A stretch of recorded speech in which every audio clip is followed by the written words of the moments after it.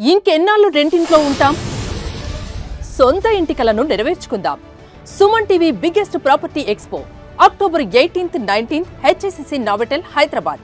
ఇప్పుడే free entry కోసం call చేయండి. 50,000 అదే మిగులుతుంది. సో సేవింగ్ పొటెన్షియల్ చైనాలో బాగుంటుంది.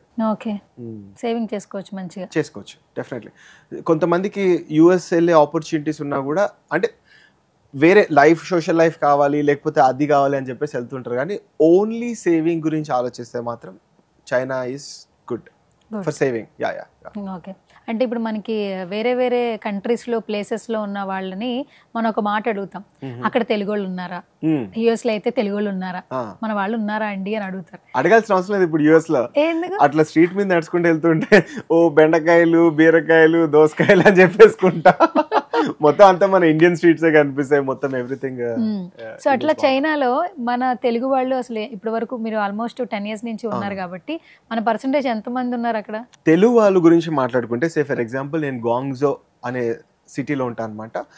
That is as big as Hyderabad. Hyderabad అంత పెద్ద నగరం అది. అందులో వచ్చేసి ప్రస్తుతానికి 8 నుంచి 10 ఫ్యామిలీలు మాత్రమే ఉన్నాయి. ఫ్యామిలీస్, తెలుగు ఫ్యామిలీస్ అంతే. ఓవరాల్గా ఇండియన్ ఫ్యామిలీస్ వేసుకుంటే ఒక 40 to 50 ఇండియన్ ఫ్యామిలీస్ ఉండొచ్చు. కానీ పెద్ద సిటీని ఉండే, చాలా పెద్ద సిటీ అది. తెలుగు వాళ్ళ సంఖ్య చాలా తక్కువ. ఇది టీచింగ్ ఫీల్డ్ కాబట్టి అక్కడ ఉన్న వాళ్ళకి టీచ్ చేయాలి కాబట్టి మీరు చక్కగా హ్యాపీగా ఉన్నారు. అక్కడ స్టూడెంట్స్ అంటే మీరు ఇప్పుడు ఏ స్టాండర్డ్ లో ఉన్న వాళ్ళకి చెప్తున్నారు? నేను వచ్చేసి మనకి కాలేజ్ అంటాం కదా, మనకి ఇక్కడ స్కూల్ వేరు ఉంటుంది, కాలేజ్ వేరు ఉంటుంది. అక్కడ +2 ఇంటర్ ఆ ఏజ్ వాళ్ళకి నేను చెప్తాను అనమాట. యూజువల్లీ వచ్చేసి nursery, primary, middle school, secondary అని ఉంటుంది. నేను సెకండరీ సైడ్ ఉంటాను అనమాట. సెకండరీ వాళ్ళకి ఫిజిక్స్ అండ్ సైన్స్ చెప్తాను నేను. ఇంకొకటి ఏంటి, చైనా అనగానే మనకి వెంటనే టిక్టాక్ యాప్ గుర్తొస్తుంటుంది. సో ఇక్కడ మనకైతే ఒక ట్రెండ్ సెట్ చేసేసింది. ఆ తర్వాత ఎందుకు బ్యాన్ చేశారు, ఊపేసింది. చాలా మంది స్టార్లు అయిపోయారు. మేము టిక్టాక్ స్టార్స్ అని చెప్పుకున్నారు చాలా మంది. ఎందుకంటే అప్పుడు ప్రొజెక్షన్ లేదు, ప్లాట్ఫామ్ లేదు, అది క్రియేట్ చేసింది. సో చాలా మంది ఎడిక్షన్ అయ్యారు, సెలబ్రిటీలు అయిపోయారు అన్న ఫీలింగ్ లో ఉన్నారు. దాని నుంచి ఇప్పుడు ఇన్స్టాగ్రామ్ మీద పడ్డారు. సో అది బ్యాన్ అయినప్పుడు ఇక్కడ చాలా మంది బాధపడ్డారండి. అసలు ఎందుకు బ్యాన్ చేశారు, ఏమైనా రీజన్ తెలుసా మీకు? అది మన ఇండియన్ గవర్నమెంట్ బ్యాన్ చేసింది. ఒక అందుకు చెప్పాలంటే చాలా మంచిది, ఎందుకంటే ఎడిక్ట్ అయిపోతున్నారు ఆల్మోస్ట్. అండ్ అక్కడ కూడా వాళ్ళు ఏం చేస్తున్నారంటే అరే ఇక్కడ వ్యూస్ ఎక్కువ వస్తున్నాయి కదా అని చెప్పేసి వీళ్ళకి తగ్గట్టు వ్యూస్ చేసేసి అక్కడి నుంచి ఇక్కడ పెట్టేసేయడము. మన వాళ్ళు కూడా అందులో ఎక్కేసి బాగా తొక్కేసారు దాన్ని. సో గవర్నమెంట్ అనేది బ్యాన్ చేసేసింది. దీంతో పాటు ఆల్మోస్ట్ 100 చైనీస్ యాప్స్ అనేది గవర్నమెంట్ బ్యాన్ చేసింది. All for good. So Prashant ji, actually మనకి ఇక్కడ ఏంటంటే ప్లాట్ఫామ్స్ అంటే మనం ప్రొజెక్ట్ చేసుకోవడానికి మార్నింగ్ లేస్తే యూట్యూబ్, ఇన్స్టాగ్రామ్, ఫేస్బుక్, స్నాప్చాట్ అంటే బాగా వాడేవి ఇప్పుడు రైట్ నౌ చూస్తే ఈ యాప్స్ ఉన్నాయి.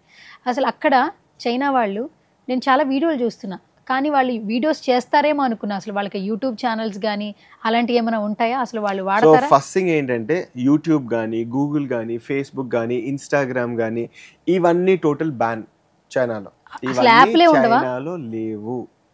ఇప్పుడు కాదు, 10 సంవత్సరాల నుంచి. గూగుల్ అయితే 20 సంవత్సరాల నుంచి గూగుల్ కి సంబంధించిన ఏ యాప్ చైనాలో లేదు, పనిచేయదు. అది అఫీషియల్ బ్యాన్ అనమాట. అది ఇన్ఫర్మేటివ్ టెక్నాలజీ కదా గూగుల్ అనేది, ఎందుకు అక్కడ లేదు? సో ఎందుకు అని చెప్పేసి అంటే వాళ్ళు సొంతంగా తయారు చేసుకున్న యాప్స్ ని ప్రమోట్ చేసుకోవడానికి ఇది లేదనమాట. ఒక చైనా జనాభా చూసుకుంటే ఒక 10 కంట్రీల జనాభా, చిన్న 10 కంట్రీల జనాభా. సో ఈ జనాభాలో వాళ్ళ యాప్స్ వాళ్ళు వాడితే రెవెన్యూ మొత్తం వాళ్ళకే వస్తుంది కదా. ఆ గూగుల్ వాడికి ఇయడం ఎందుకు, ఫేస్బుక్ వాడికి ఇయడం ఎందుకు అని చెప్పేసి వాళ్ళు అనుకుంటారు అనమాట. సో వాళ్ళ ఓన్ యాప్స్ ఉన్నాయి, అవి డెవలప్ చేసుకుని అవి మాత్రమే వాడతారు. సో ఇప్పుడు మనకి గూగుల్ ఉంది కదా ఇన్ఫర్మేషన్ కోసం, అట్లా చైనాలో ఆల్టర్నేటివ్ గా ఏమైనా ఉందా? గూగుల్ కి బదులు బైడు అంటుంది. బైడులో వెళ్ళి మనం సర్చ్ చేసేస్తాము. సో బైడులో వచ్చేస్తుంది. బైడు ఫోన్ లో ఇప్పుడు అవే యాప్స్ ఉంటాయి. నా ఫోన్ లో కూడా యాప్స్ ఉంటాయి. బైడు మ్యాప్స్ ఉంటుంది. మ్యాప్స్ కావాలంటే బైడు మ్యాప్స్. గూగుల్ మ్యాప్స్ అంటే వాళ్ళకి బైడు మ్యాప్స్ ఉంటుంది. దాని తర్వాత బైడు కాంటాక్ట్స్ ఉంటాయి. గూగుల్ కాంటాక్ట్స్ లాగా బైడు కాంటాక్ట్స్ ఉంటాయి. సో ఇట్లా వాళ్ళ ఓన్ యాప్స్ నే వాళ్ళు యూజ్ చేసుకుంటారు. మనకి వాట్సాప్ ఉన్నట్టు వాళ్ళకి వీచాట్ ఉంటుంది. డబ్బులు ట్రాన్స్ఫర్ చేసుకోవడం కానీ, లేకపోతే కాంటాక్ట్స్ కానీ, ఈ ఫేస్బుక్ లో పోస్టులు పెడతాం కదా, అట్లా పోస్ట్ పెట్టుకోవడానికి. సరే, ఇప్పుడు మనకి యూట్యూబ్ కి వాళ్ళకి యూట్యూబ్స్ లేవన్నారు మీరు. అవును. సో గూగుల్ కి వచ్చి వాళ్ళకి బైడు అని ఒక యాప్ ఉంది, అందులో ఇన్ఫర్మేషన్ తెలుసుకుంటాం. వాట్సాప్ కి వీచాట్ అనేది ఉంది, అందులో వాయిస్, వీడియోస్, కాల్స్ అన్ని వెళ్తాయి. కంప్లీట్ గా వెళ్తాయి. ₹1,00,000 పంపాలన్నా కూడా ఇన్స్టెంట్ గా పంపించేసుకోవచ్చు అందులో నుంచి. అంటే వాళ్ళకి గూగుల్ పే, ఫోన్ పే లాంటివి ఉండవు? లేదు, డైరెక్ట్ మీరు ఆలిపే ఉంది, ఓకే ఆలిపే కూడా చాలా మంది వాడరు. ఓకే ఒక వీచాట్ ఉంటుంది, ఆ వీచాట్ లోనే మొత్తం కంప్లీట్ అమౌంట్ వెళ్ళిపోతుంది కంప్లీట్ గా. ఇప్పుడు మనకి జీపేలో 1 డే 24 hours కి 1 lakh ట్రాన్స్ఫర్ చేయొచ్చు కదా. సో అక్కడ అందులో లిమిట్ 20,000 RMB అంటే 1,40,000 ఇంకా ఎక్కువ ఉందండి. ఏం యాప్లు అండి అవి, ఎలా? కానీ ఎవ్రీథింగ్ ట్రాక్ లో ఉంటుంది. సువర్ణ గారు ఇవాళ ఏం చేశారు, ఎక్కడికి వెళ్ళారు, ఎంత ఖర్చు పెట్టారు అనేది కూడా కంప్లీట్ ట్రాక్ లో ఉంటుంది. సరే ఇప్పుడు మరి ఇది ఓన్లీ చైనాలోనే పనికి వస్తుందా? ఇప్పుడు మీరు ఇండియా వచ్చారు, ఇక్కడికి వచ్చారు, ఇప్పుడు ఇది కూడా ఇంకా ఆల్మోస్ట్ అక్కడ నుంచి ట్రాకింగ్ అనేది చేయొచ్చా? అక్కడ నుంచి కూడా ట్రాకింగ్ అనేది చేయొచ్చు. ఇక్కడికి వచ్చిన తర్వాత నా యాప్ డిలే అయిపోయింది యాక్చువల్లీ. ఓపెన్ చేస్తుంటే మెల్లగా వస్తుంది. ఓకే నెట్ ఉన్నా అలాగే వస్తుందా? నెట్ ఉన్నా అలానే వస్తుంది, ఎందుకంటే వర్క్ అవ్వదు కాబట్టి. ఓకే కానీ చాలా కన్వీనియంట్, చాలా బాగుంటుంది. సేఫా? సేఫ్, చాలా సేఫ్. సో ట్రాన్సాక్షన్ కూడా ఇప్పుడు మీరు ఒకసారి చూపిమంటే నేను జస్ట్ ఇట్లా చూపిస్తాను నేను. ఇదే వీచాట్ అన్నమాట. సో ఈ వీచాట్ లో మొత్తం చైనీసే ఉంటుంది. ఇట్లా సే ఫర్ ఎగ్జాంపుల్ ఇది ఒక గ్రూప్ మొత్తం చూస్తున్నారు కదా, అంటే నేను ట్రాన్స్లేట్ చేసా కాబట్టి ఇంగ్లీష్ లో వస్తుంది, లేకపోతే మొత్తం ఇట్లానే ఉంటుంది చైనీస్. మొత్తం చైనీసే. దీన్ని ట్రాన్స్లేట్ చేసేసుకున్నా అంటే మనకు కుతూహలం కదా ఏముందో తెలుసుకోవాలని చెప్పేసి. సో మొత్తం ఇట్లా మనము ట్రాన్స్లేట్ చేసేసుకుంటాం అన్నమాట. సో అట్లుంటుంది మొత్తం కంప్లీట్. ఇందులోనే పేమెంట్స్ కూడా ఉంటుంది మనకి. ఇట్లా పే అండ్ సర్వీసెస్ ఉంటుంది. సో ఇట్లా వాలెట్ ఉంటుంది, వాలెట్ లో ఎంత డబ్బులు ఉన్నాయి ఇవన్నీ కూడా ఉంటుంది అన్నమాట మొత్తం అంతా. కంప్లీట్. ఓకే సో ఇప్పుడు మీరు అక్కడ నాకు వీచాట్ చూపించారు కదా, ఇప్పుడు గూగుల్ క్రోమ్ చూపించండి. అంటే మనం ఇక్కడ గూగుల్ సెర్చ్ చేస్తాం. గూగుల్ కూడా నేను యూజ్ చేస్తా, గూగుల్ కూడా. అమ్మో ఏమొస్తాయో. అంటే చైనా చెప్పండి. చైనాది ఓపెన్ చేసి చూస్తాం. చైనాది ఓపెన్ చేస్తే మనము లోగో ఎలా ఉందో చూస్తాం ఒకసారిగా. బైడు అని చెప్పేసి ఉంటుంది. బైడు, ఇది బైడు. ఇది ఓకే, ఇందులో సఫారీలో ఓపెన్ అవుతుంది, ఇందులో ఓపెన్ అవ్వట్లేదు. ఇది బైడు అని ఉంటుంది. యాక్చువల్లీ ఈ లాంగ్వేజ్ మనకు రాదు కదా, ఎట్లా పరిస్థితి? చదవండి ఒకసారి. సార్ నేను చైనా కాదు కదా చించాంగ్ అంటానికి చదవడానికి. ఇవన్నీ మన గూగుల్లో కూడా న్యూస్ ఫీడ్ వస్తుంది, అందులో కూడా ఇట్లా మొత్తం మనకి న్యూస్ ఫీడ్ వస్తుంది. ఓకే అంటే ఇప్పుడు వీళ్ళందరికీ మీరు అక్కడికి వెళ్తున్నారు, ఆ లాంగ్వేజ్ అంతా అదేంటి ఉర్దూనా? చైనా లాంగ్వేజ్ ఏంటి మనకు కనిపిస్తుంది? ఆ గీతలు ఎప్పుడు చూసినా ఎట్లా ఉంటది? ఆ లాంగ్వేజ్ పేరు చైనీస్ లాంగ్వేజ్. అది క్యాంటనీస్ అని ఉంటుంది, చైనీస్ అని ఉంటుంది. దీంట్లో ఏంటంటే ఆల్ఫాబెట్స్ ఉండవు అనమాట. మనకి ABCD గీతలు ఉంటాయి కదండి, అట్లా ఆల్ఫాబెట్స్ ఉండవు, డైరెక్ట్ వర్డ్స్ ఉంటాయి. అంటే అమ్మ అనేది ఒక వర్డ్, నాన్న అనేది ఒక వర్డ్, అట్లుంటాయి. కానీ ఒక్కొక్క సింగిల్ ఆల్ఫాబెట్స్ అనేవి ఉండవు అనమాట. సరే ఇప్పుడు అమ్మ అని పిలుస్తుంటాము, ఇంగ్లీష్ లో మమ్ అని పిలుస్తాము. చైనాలో వాళ్ళు ఏ పదంతో పిలుస్తారు? ఇది ఒకటైతే చాలా సిమిలర్ గా ఉంటుంది. మామా బాబా. బాబా అంటే డాడీ, మామా బాబా. అన్న మనకి టచ్ లోకి రాలేదు. సో ఎందుకని చెప్పేసి అంటే అక్కడ అన్న చెల్లెలు ఉండరుగా, అందరూ సింగిల్ చైల్డ్ పాలసీ కదా, ఒక్కలే కదా వాళ్ళు. సింగిల్ చైల్డ్ పాలసీ ఇప్పుడైతే గవర్నమెంట్ పాలసీ చేంజ్ చేసింది, బట్ స్టిల్ ఇంకా వాళ్ళైతే సింగిల్ చైల్డ్ పాలసీలో ఉన్నారు. అసలు సింగిల్ కూడా వద్దు మాకు, డింక్ అని చెప్పేసి అంటారు ఇప్పుడు. అంటే ఏంటి డింక్ అంటే డ్యూయల్ ఇన్కమ్ నో కిడ్స్.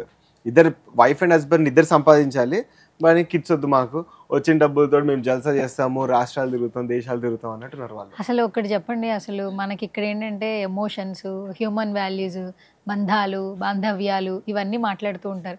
ఎక్కడో ఒక చోట కొంచెం టెక్నాలజీ అభివృద్ధి చెందే కొద్దీ నవేడేస్ ఏంటంటే కొంచెం ఇంటరాక్షన్స్ తగ్గినా ఎక్కడో ఒక ఇష్యూ జరిగితే మాత్రం అందరూ ఏకమైపోతారు. ఇక్కడ చూస్తే వాళ్ళకి అసలు ఎమోషన్స్, ఏడుపు అనే ఒక పదం తెలుసా? ఎమోషన్స్ అంటే ఏంటో తెలుసా?